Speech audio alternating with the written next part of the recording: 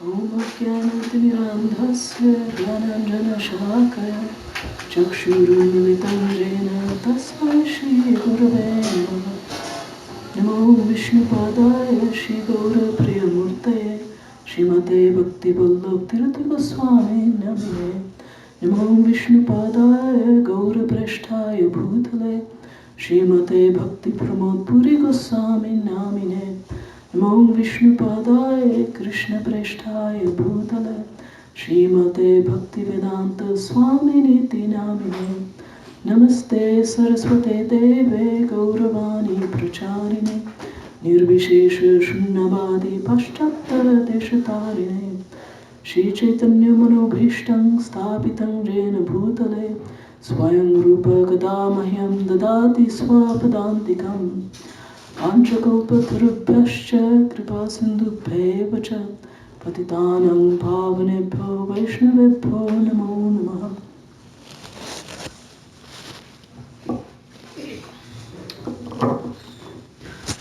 So, thank you all for coming. First of all, I would like to thank the Temple Council for inviting me to speak. I'm speaking in front of people who are actual devotees and people who are senior to me, so the reason for me to speak is in order to purify myself. So, and especially I'm going to make an attempt to speak the glories of Sanatan Goswami, so that's definitely very purifying to me. I'm actually so far from Sanatan Goswami that I can't actually touch his glories, even by speaking them. So I'm praying to my Guru Varga and the Vaishnavas to enable me to do that just for my own purification, and I thank you for your attention. So, why are we interested? So the topic for today is the pastimes of Srila Sanatan Goswami, and why are we interested in pastimes of Vaishnavas? So in general, we're told that sadhu sangha, or the association of devotees, is one of the primary processes by which we nurture our devotional practice. And that sadhu sangha does not only mean sitting in close proximity to devotees, or even high-class devotees. It also, because it is said that if for instance, a pure Vaishnava is sitting in India, then usually there's a lot of mosquitoes sitting in very close proximity to that Vaishnava, and what are they doing? They're sucking his blood. So so just sitting in proximity is not the only thing, although it is certainly very helpful. But what we need to do is to study the instructions that we hear from the Vaishnava, and also study their life. They instruct us not only by precept, which is what they tell us to do, but through their example. Through their example, they show us how to carry out the precepts. And there are many things about devotional practice that need to be understood holistically, so they can't actually be codified in a bunch of rules necessarily. So we learn a lot through the examples of the Vaishnavas. So a few years ago, this idea became popular to think of WWJD. What would Jesus do? And it even became like a bumper sticker or a T-shirt. And the idea was for Christians to improve their behavior in everyday life by, whenever they're faced with a choice about how to behave, just try to think about what would Jesus do, and try to inform their behavior by that thought. So for us, the thing that we want to think about is, what would a Vaishnava do? WWVD. And it's in order to understand what would a Vaishnava do, we need to study the Vaishnavas very carefully. We need to study their speech and also their silence, their actions and also their inactions. All of these things teach us what would a Vaishnava do, and all of these things are part of Vaishnava association. So for someone like me, an actual Vaishnava is extremely far from me. It's almost like the difference between an extraterrestrial and a human being. It's like a different species. So for instance, here's Mother Kamagiri, who's very senior to me. And so I'm sitting here and speaking, even though I'm in the presence of my seniors. So what I'm speaking is not something that I myself have realized. It's something that I'm trying to understand by repeating it. So we could think of an example of a mountain. So I grew up in Denver, Colorado, near the Rocky Mountains, and Denver is the mile-high city, so it's usually clear, and you can see the Rocky Mountains in the west, these blue mountains very far from most places in the city. So even though, now the mountains are also, I mean, they're not very close to Denver. You have to travel at least an hour to get there. So even though the mountain is very far, if we're always looking at the mountain, then so in Denver, if we want to know that we're going west, then we can just keep the mountain in mind. So we can orient ourselves. So similarly, even though the Vaishnav's behavior may be far beyond us, and if we hear that, we're like, okay, this is like completely, this person is a saint. This is completely beyond me. Still, and I'm just trying to even be a devotee. In my case, still. Understanding, keeping their example in mind helps us to orient ourselves in daily life. All right, so Sanatan Goswami, is anybody here for the first time? I don't think so. All right, so everyone knows who Sri Chaitanya Mahaprabhu is. He is none other than Krishna himself, who has come as his own devotee in order to teach devotion. And so Sanatan Goswami is, it is said in Gorgana Dipika, he's Lavanga Manjari. So this means that he's one of the young girls who is an eternal associate of Srimati Radharani. And he also has come, so he's eternally playing pastimes in Goloka Vrindavan with Krishna. And he came with Sri Chaitanya Mahaprabhu in order to teach us about also how to be a practitioner. So he's a siddha, he's a perfect devotee, but he acts as a sadhaka, a practitioner, in order to teach us how to be a sadhaka. And there are always at different times there are siddhas who come as sadhakas, who come as practitioners. And so one thing, when we're looking at these pastimes, in order to learn, so Sri Chaitanya Mahaprabhu taught Sanatan Goswami through his instructions, but he also taught through his pastimes. So in order to learn from the pastimes, we should learn from Sri Chaitanya Mahaprabhu in the pastimes, because he came to act as a devotee. We should learn from Sanatan Goswami what he did in the pastimes. And we should also put ourselves in the perspective of a third person. Like imagine if there were a time machine and we were there in front of Chaitanya Mahaprabhu and Sanatan Goswami, what would we do?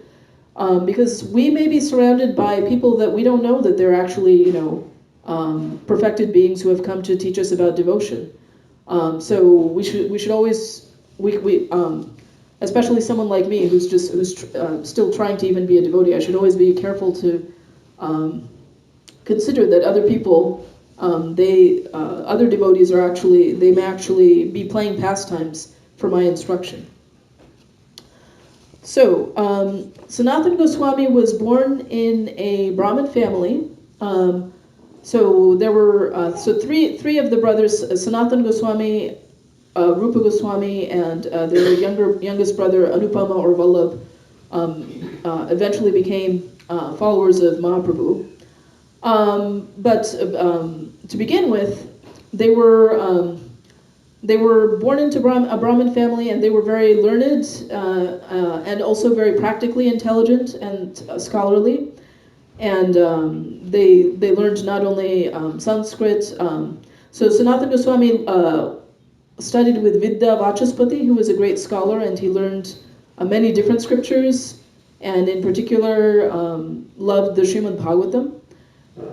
He also learned Persian, and later he wrote a learned treatise comparing Ishq and Prem. Anyway, so he was a very learned person, but at the time, the ruler of Bengal, the Nawab Hussain Shah, was kind of a brutal person, and he impressed Sanatan Goswami and Rupa Goswami. So they weren't at that time named that yet. He impressed them into his service. There's kind of an interesting story about how that happened, but I won't go into that. So they were given the names, Rupa Goswami, who later became Rupa Goswami, was given the name Dabir Khas, and who later became Sanatan Goswami was given the name Sakar Malik, and they were serving Nawab Hussain Shah. And Dabir Khas was the finance minister, and Sanatan Goswami, Sakar Malik, was a chief minister. He was a very close. Hussain Shah valued his advice very highly. He was a closely associated minister of Hussain Shah.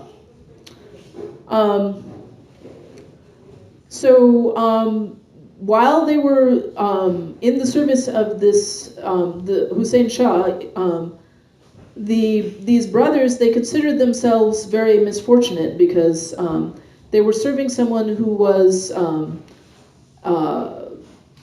niche, it is said niche low, because he was inimical to the cows and the Brahmins. I mean, he was a meat eater, and was also a very brutal person.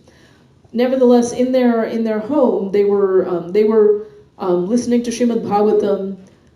They built a replica of Vrindavan in their backyard, you could say, and were always thinking about the pastimes of Krishna, and they were writing to Sri Chaitanya Mahaprabhu. They heard about Sri Chaitanya Mahaprabhu, and they wrote letters to him. So they finally, they were able to meet him. So Sri Chaitanya Mahaprabhu, this was after Sri Chaitanya Mahaprabhu had taken sannyas, and this was during his first attempt to go to Vrindavan from Puri. So in his first attempt, he tried to go to Vrindavan by going first through Bengal. And so in a place called Ramkeli, the two brothers came and surrendered themselves. They had their first darshan of Mahaprabhu, and they surrendered themselves, and they took a straw in their teeth and gave full Dandavat pranams to Sri Chaitanya Mahaprabhu. And this straw signifies that they considered themselves like animals. Animals are chewing grass, so they were just trying to demonstrate that their position was so low in compared to Mahaprabhu that they considered themselves to be like animals. And so, they were obviously not like animals. They were, very, very scholarly people, and, competent, and had good behavior besides.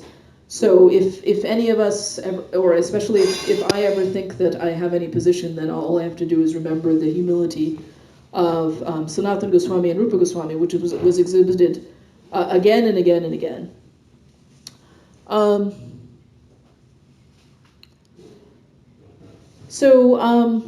So one interesting thing that happened after this meeting is that so at this meeting, Chaitanya Mahaprabhu, he remembered, he already knew them through their letters, and he was very pleased to accept them, and he gave them the names Rupa and Sanatan. So they no longer had the names Dabir Khas and Shakar Malik.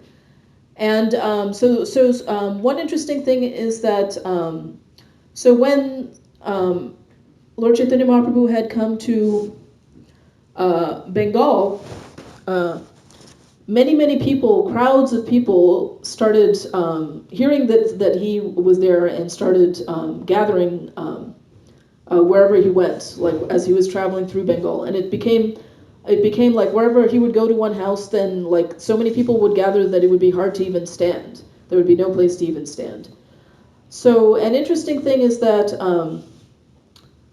so the Hussein Shah heard about this, and whenever anyone was attracting crowds of people, he got a little worried because it's like, oh, is he like fomenting a revolution? What's going on? So he asked one of his associates, I think his name was Keshava Chatri, about who is this Chaitanya Mahaprabhu, and Keshava Chatri just sort of tried to change the subject. And Sanatan Goswami, he also, so he had asked his minister, Sakar Malik or Sanatan Goswami, about him, and Sanatan Goswami said, oh yeah, he's just a man of God, and Hussein Shah thought that, said, oh yes, I think he is a man of God. So Hussein Shah didn't bother Chaitanya Mahaprabhu, even though he was gathering crowds. But it's interesting, there's a Sanskrit adage that says that even the kindness of an undependable person is fearsome or dangerous, bhayankar. So even though Sanatan Goswami had heard from Hussein Shah that, oh yes, I believe he's a saint and I'm not going to bother him, he considered that this was not a dependable situation. So he warned Sri Chaitanya Mahaprabhu that it was not appropriate to go to Vrindavan with crowds of people. This might be dangerous. And then Chaitanya Mahaprabhu took his advice, and he actually changed his mind about going to Vrindavan. So he actually went back to Puri without going to Vrindavan. And it's kind of interesting that this tells us a little something about humility, so that Sanatan Goswami had just surrendered himself and had met Chaitanya Mahaprabhu for the first time, and was extremely humble. But this didn't keep him from giving Chaitanya Mahaprabhu this good advice, based on his personal knowledge of Hussein Shah, with whom he was closely associated. And even though he had just become like Chaitanya Mahaprabhu's disciple, Chaitanya Mahaprabhu also listened to him and changed his actions based on his behavior. So this is an example of the sweetness of this relationship, that it's not like some very strict hierarchical thing. And this will be good to keep in mind also later, because like I said, everything has to be understood holistically. So then, after meeting Sri Chaitanya Mahaprabhu, the two brothers, at that time they were still continuing in the service of the Shah, and then later, Mahaprabhu went to Vrindavan via a different route, and then he was returning from Vrindavan, and then finally Rupa Goswami was the first to leave the service of the Shah and say, I don't want to do this anymore. I'm going to become full-time, follow Mahaprabhu.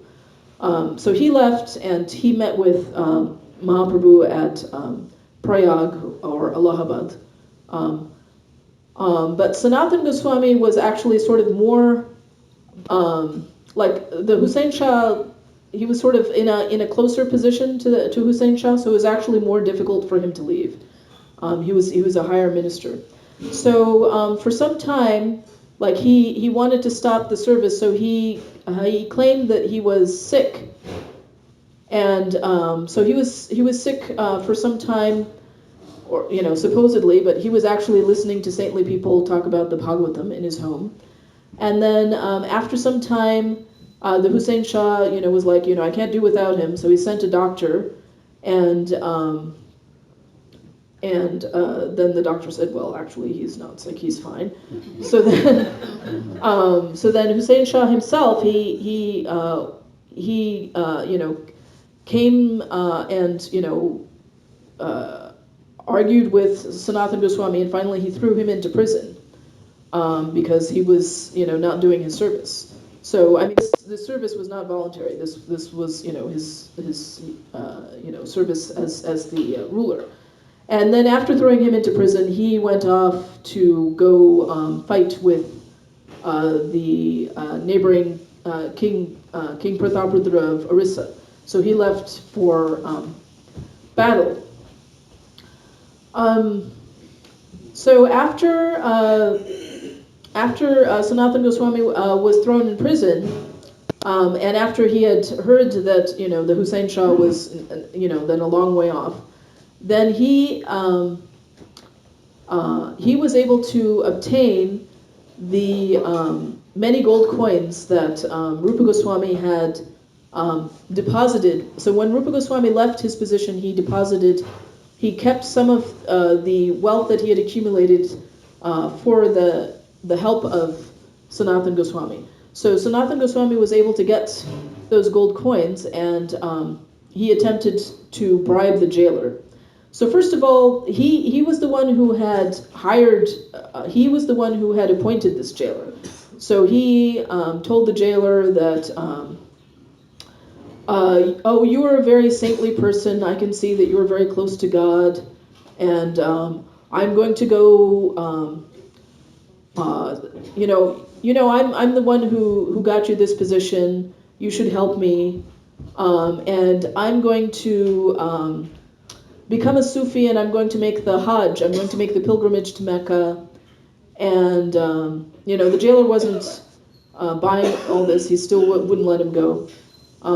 He said, the Hussein Shah, he told me to keep you in jail, so I have to keep you in jail. And then, he said, oh, well, the Hussein Shah, he's off in Orissa, he won't find out. And then he said that, I'll give you 5,000 gold coins. And then, the jailer still wasn't buying it. And then finally, he had his servant, Ishan, he had him bring 7,000 gold coins and put them in front of the jailer. And then finally, when they were actually in front of him, then the jailer was tempted by the bribe, and then he told him that, okay, so the Hussein Shah isn't here, so we won't even find out for a while. So I'm going just tell him that I went to go to the bathroom, and then when I was going to purify myself after that, then I jumped in the Ganga and escaped that way. So you don't have to let him know that you released me. So then finally the jailer let him go. So some of these actions that he did, like asking for the return of a favor and lying about converting to Islam and flattering the jailer and bribing the jailer, they all appear to be maybe unethical actions. But Krishna says in Bhagavad Gita, Sarva dharman parityajya mamekam sharanam braja. Abandon all varieties of religion and just surrender it to me. So sometimes people ask, practically, what does that mean? What does it mean, abandon all varieties of religion? So this is an example that, the goal in this case was to go and surrender to Mahaprabhu. So he had to do, and also, like, he was in a situation where, he was being unjustly imprisoned in the first place. So all of this was, with the background that he was being oppressed by injustice. So this is an example of how he was able to escape. So then he was traveling through the jungle, and he had with him his servant Ishan. Now Ishan had given almost all of the money to the jailer for the bribe, but he had kept with him 8 gold coins. So as they were traveling through the jungle, they came to one place, and they had to. There was a kind of a inn where they were staying, and the proprietor was being extremely said, oh, you can stay for free, and was being extremely kind and saying, oh, you're worshipable, and flattering them, and saying that he would give them all comforts. And Sanatan Goswami, having been in government service for a long time, and having dealt with politics, considered this very suspicious. That, like, why is this person being so nice for no reason, basically. So he used this intelligence to detect that his servant Ishan had gold coins. The reason that the innkeeper knew this was because the innkeeper was kind of like he was also kind of like a dacoit in some ways. He had a palmist or astrologer or something. He had a palmist who could tell who had treasure. So this innkeeper had detected that that there was money with these two people, and then so Sanatan Goswami asked Ishan, do you have any gold coins with you? And Ishan said, yes, I have 7 gold coins. So even after being asked, he still admitted only to 7 gold coins. So then Sanatan Goswami said, here, you give these to the innkeeper, and then, or give these to me, I'll give them to the innkeeper. So then the innkeeper said that, you're so kind, and the innkeeper's mind actually changed. Well, I was planning to kill you for these 7 gold coins, but that's okay. You can keep them, and I'll really help you through the path. So Sanatan Goswami said, no, that's all right. But then he also so the innkeeper also told him that I knew from my promise that you had 8 gold coins. So then Sanatan Goswami dismissed Ishan from his service. He says, you can go back to Bengal. And so one of the things we can learn from this pastime is that Ishan wasn't really ready to be a renunciate, and that was why he had been so attached to the gold coins. So this is sort of this sort of teaches that it's not actually useful to renounce prematurely. So then, as he continued on his way, Sanatan Goswami came to a place called Hajipur, where then he was resting in a garden, and it so happened that his brother-in-law Shrikant lived there and came upon him. So then Shrikant said, "Oh, come stay with me. I'll feed you nicely. You've been through this hard journey. I'll help you." And Sanatan Goswami said, "No, I'm not going to stay. I'm in a big hurry." But so Shrikant just showed him the way and also gave him a nice blanket, a nice woolen blanket that was worth 3 gold coins. And I don't remember exactly at what point on this journey, but so Mahaprabhu had been in Vrindavan, so Sanatan was on his way to Vrindavan, but then he started back. So Rupa Goswami had met him at Prayag on his way back. So he sent I think he sent this message while Sanatan Goswami was still in jail. He sent a coded message saying a Sanskrit verse that said, "Where has the Lord of the Yadus gone from Mathura?" And anyway, so by that, these two brothers were, their intelligence is like out of this world. So somehow from that, Sanatan Goswami was able to discern that Mahaprabhu had left Vrindavan. So finally, he did meet him. He did come to Varanasi, or Benares, where Mahaprabhu was. And Mahaprabhu then was staying at the home of Chandrasekhar in Varanasi.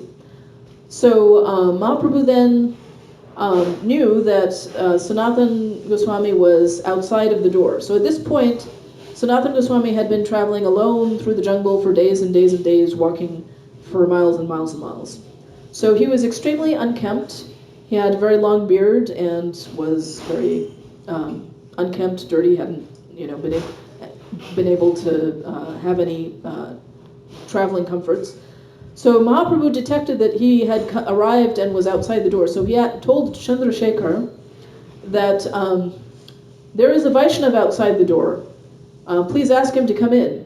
And then Chandrasekhar went outside the door and looked around, and he saw this, very dirty person with a long beard. And he said, he came back and he told Mahaprabhu, "No, there's no Vaishnava outside the door."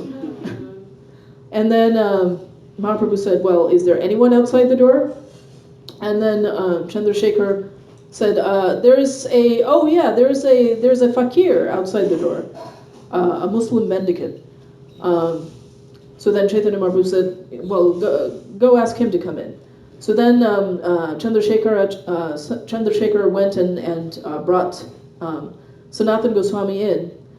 And Sanatan Goswami, when he came in, he was also kind of, I mean, why he hadn't even like knocked or come in the first place was he was kind of like shy about his state of, you know, full of the dust of travel and everything. But Mahaprabhu went to embrace him, and he was like shrinking. He was like, "Oh, you know, don't touch me." But Mahaprabhu said that I am so happy that you are here, and I'm by embracing you, I am purifying myself. The touch of a Vaishnav can purify the three worlds. It is more purifying than taking bath in many holy rivers. And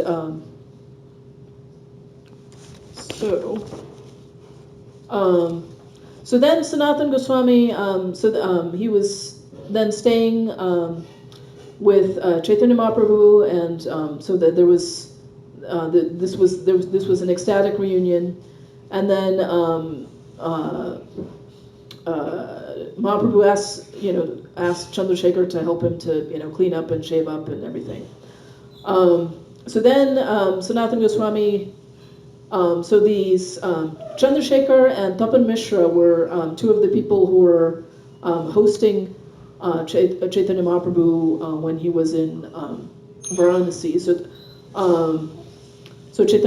for instance, Tapan Mishra would invite Chaitanya Mahaprabhu for lunch. So then Sanatan Goswami asked for some so Tapan Mishra offered some new clothes to Sanatan Goswami, and Sanatan Goswami refused the new clothes and said, if you have any old torn clothes that you don't wear anymore, then give me that. And so he got that, and then he tore it in half to make a dhoti and a chadar. So he was wearing that, and so he accepted Chaitanya Mahaprabhu's remnants, but then he decided that he wanted to go on madhukari, which is begging. So he wanted to go beg for food outside. So after he noticed that, so he told Mahaprabhu that he was going to go do this, but then he noticed that Mahaprabhu was looking at the blanket he was wearing that Srikant had given him, and but Mahaprabhu he was sort of kept looking at it, but he didn't say anything. So this is, like I said, we should judge things by we should try to discern what we can learn from the Vaishnavas' speech and silence and action and inaction.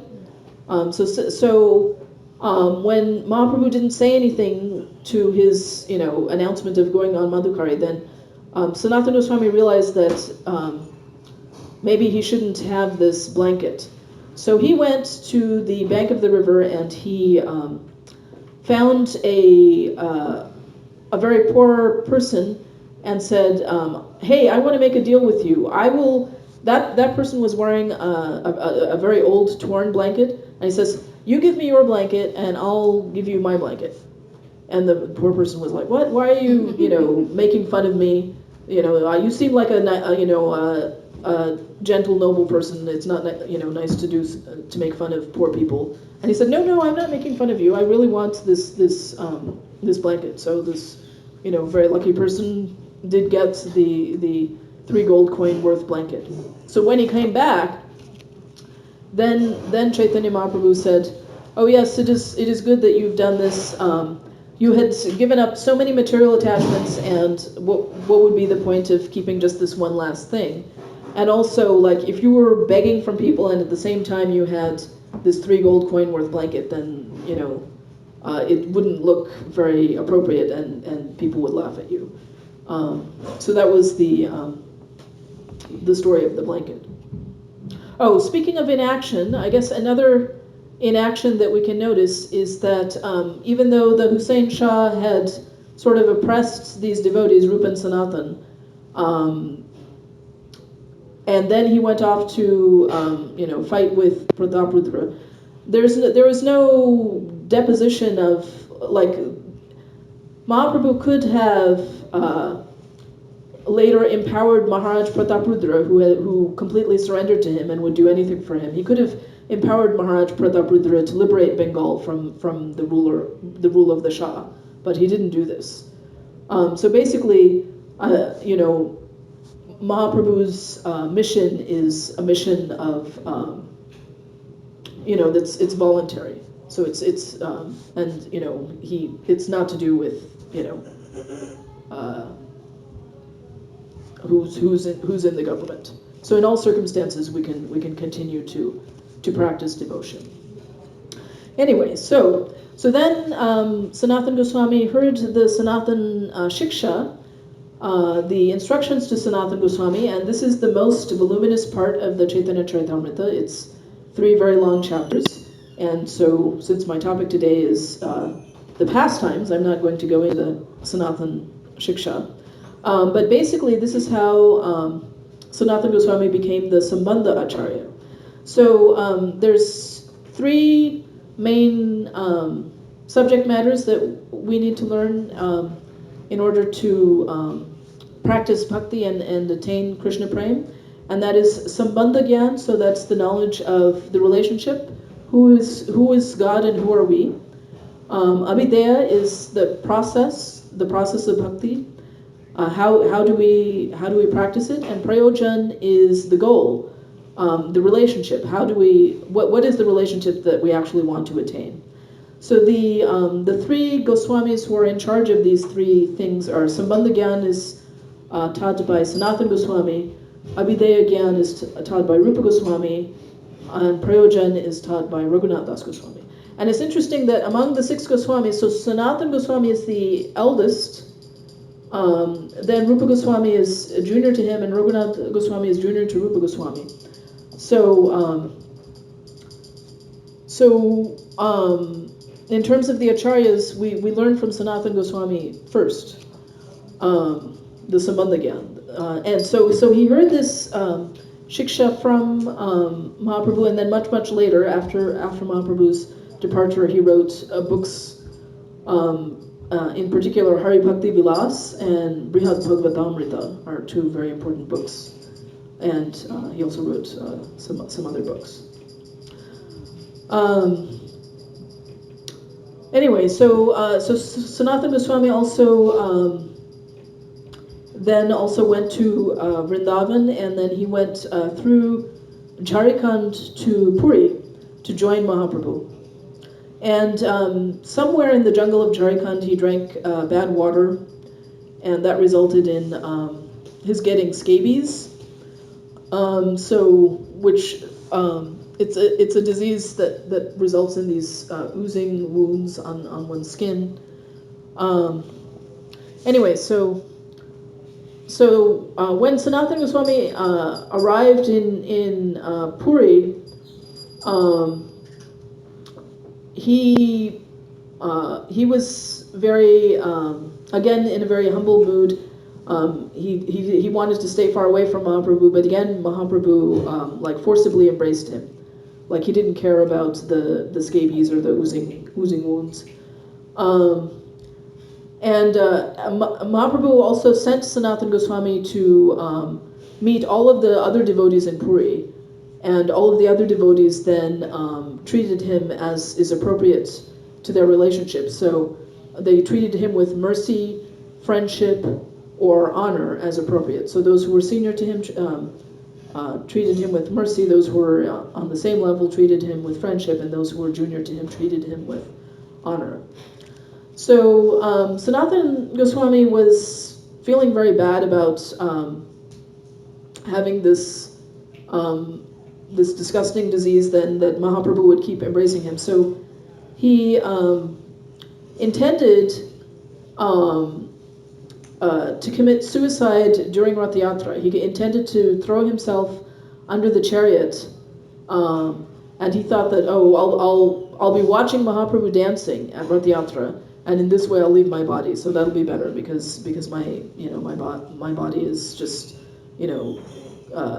oozing all this stuff onto Mahaprabhu.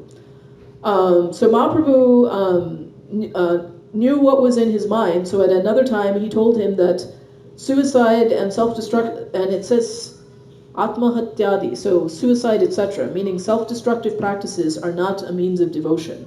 Like if one could get devotion by committing suicide, then he would have done this millions of times. But this is not how one gets devotion.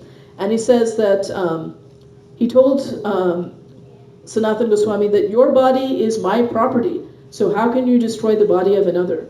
And this is something that Mahaprabhu taught us through this pastime, that when at the time of initiation our body becomes the property of our guru, so it's no longer ours, and it is something that we should take care of as if it's somebody else's property. It's not something that we have a right anymore to destroy, or even to ill-treat. So Sanatan Goswami, he continued to be very humble. He actually not only never went inside. Three devotees never went inside the Jagannath temple at that time: Haridas Thakur, Rupa Goswami, and Sanatan Goswami. Sanatan Goswami not only didn't go inside, but he didn't take the route that would take him past the Lion Gate, because he thought if he went by that route, then maybe some of the temple pujaris would accidentally bump into him. So he went a circuitous route, crossing the hot sands of the beach and getting blisters on his feet, just so that he would stay far away from people and not accidentally bump into anyone. So Mahaprabhu said that your example of humility is a great example of Vaishnava etiquette. So he was pleased with that. But then, Sanatan Goswami was still unhappy that Mahaprabhu kept embracing him from this disgusting disease. So finally he asked Jagadananda. Now, Jagadananda was the personal servant of Mahaprabhu and had a very close personal relationship. So Sanatan Goswami asked him, told him the situation and said that, I can't stand this anymore, what do I do? So Jagadananda Pandit suggested, well, maybe you could go back to Vrindavan from Puri. So then Sanatan Goswami was making a plan to do that. But then Mahaprabhu, of course, is the indweller, so he knew that Sanatan Goswami had made this plan. So he caught up with Sanatan Goswami and was very upset, and he said,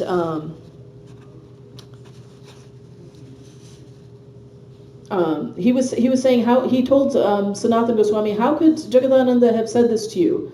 This was very bad of Jagadananda. And then Sanatan Goswami said, I understand that Jagadananda is dear to you because you are criticizing him and praising me. So that means that he's more dear to you than I am. And then so Mahaprabhu said, my dear Sanatan, please do not think that Jagadananda is more dear to me than you. Marjada longhan ami na paro shohite. However, I cannot tolerate transgressions of the standard etiquette. Kaha tumi pramanik shastre praveen, kaha jaga kalikar botua nubin. You are an experienced authority in the Shastras, whereas Jaga is just a young boy. Amakehu bujaite tumi dharo shakti, kotothai bujayacho babuhar bhakti. You have the power to convince even me. In many places you have already convinced me about ordinary behavior and devotional service. So again, this is a pastime. Like everything is a pastime. So Jagadananda Pandit, like his position in Krishna Lila is that he's Satyabhama.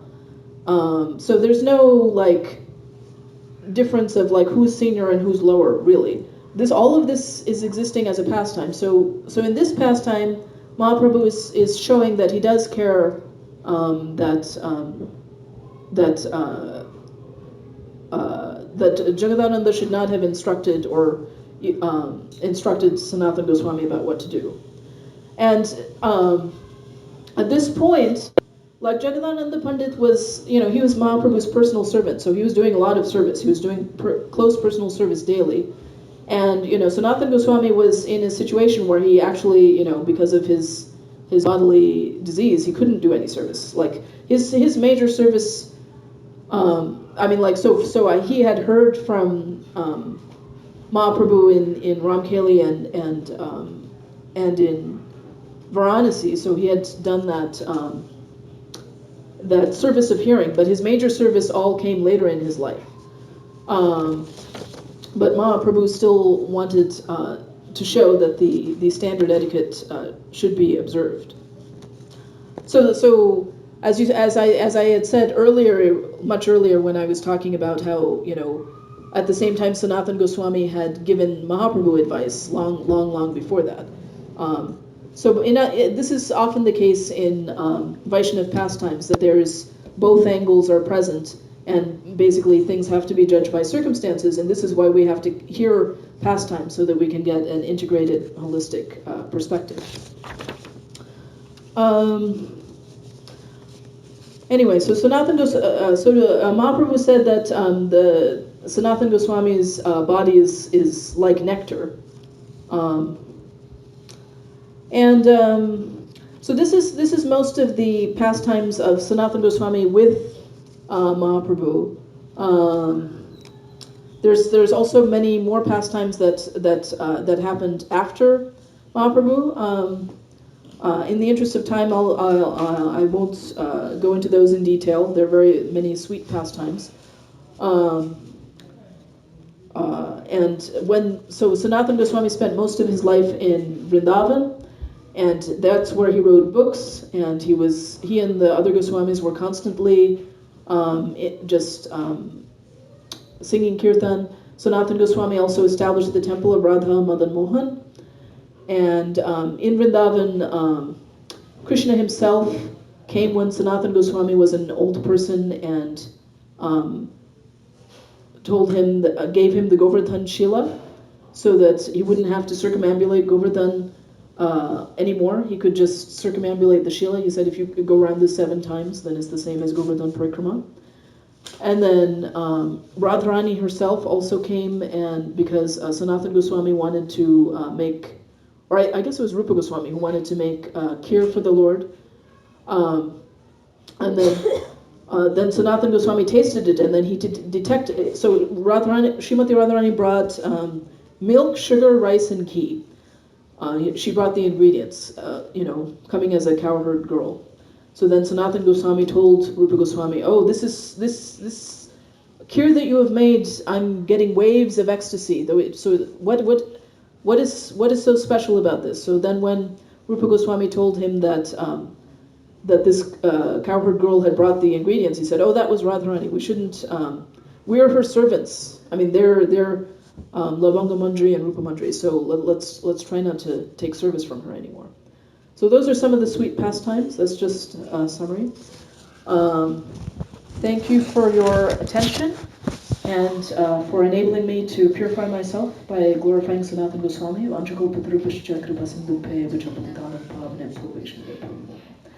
And are there any comments or questions?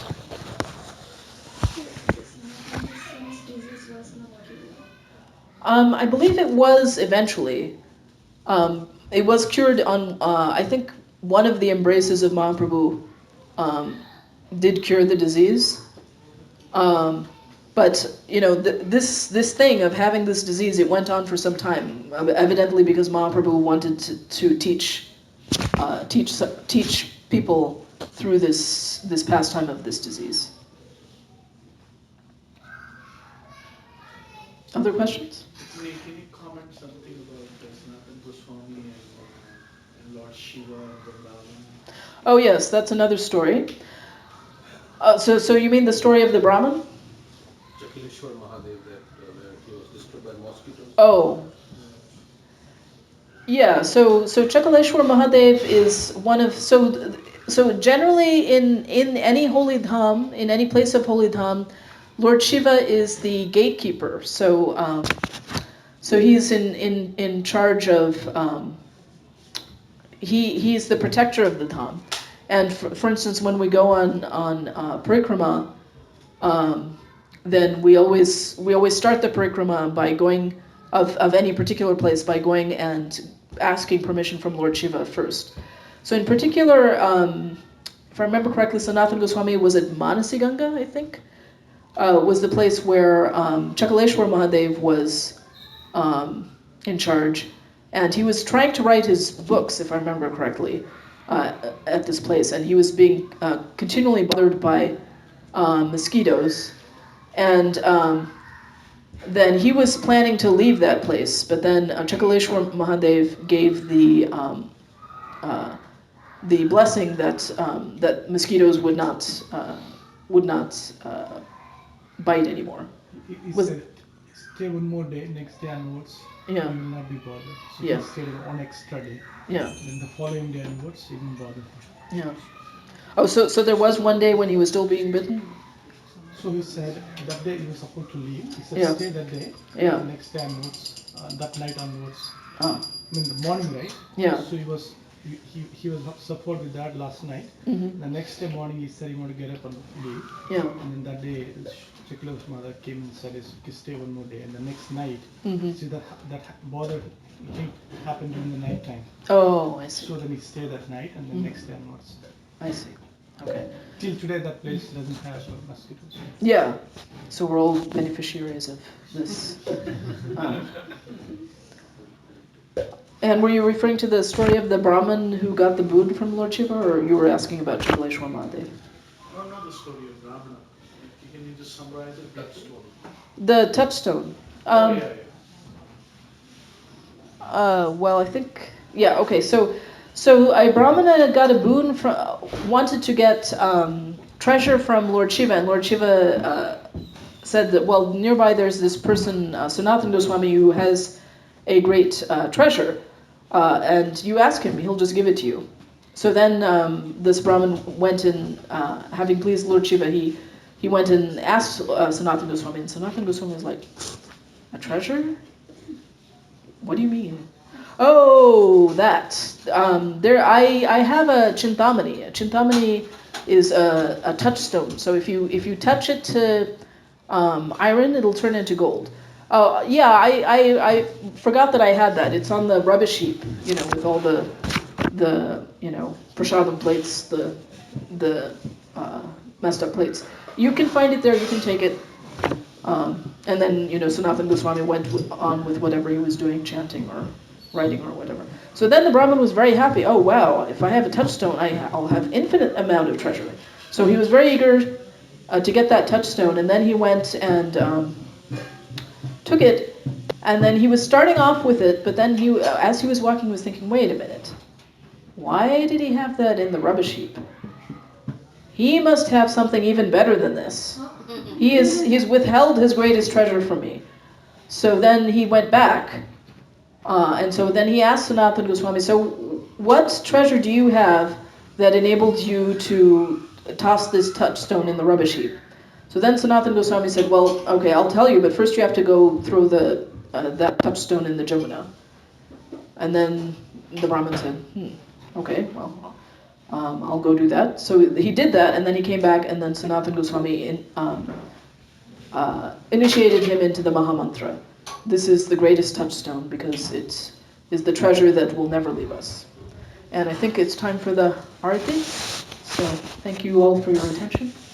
Hare Krishna.